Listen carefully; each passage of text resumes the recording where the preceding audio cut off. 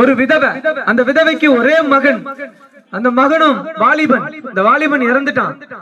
அந்த வாலிபன் இறந்ததுனால இந்த தாயார் கவலையோடு, தனக்கு இருந்த ஒரே சொந்தம் அந்த ஒரு மகன் தான், அவன் இறந்துட்டானேன்னு சொல்லி அந்த தாயார் மிகுந்த துக்கத்தோடு அந்த பாடை பக்கத்துல அவங்களுடைய மகனை வச்சிருக்கிற அந்த பாடையை தூக்கி கொண்டு இந்த பாடைக்கு பக்கத்துல அவங்க அழுது கொண்டு வராங்க.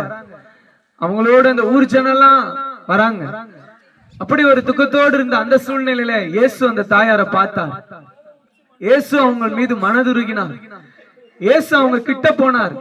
இயேசு சொன்னார், அவங்களை பார்த்து சொன்னார், அழாதே அப்படின்னு சொல்லி.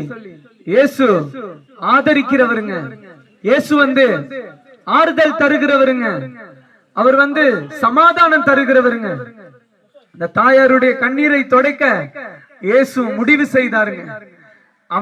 அவங்களுடைய ஒரே மகனை அவருடைய வல்லமையால அவர் பாடையை தொட்டு அவர் அந்த வாலிபனை உயிரோடு எழுப்பினாருங்க. இந்த வாலிபன் உயிரோடு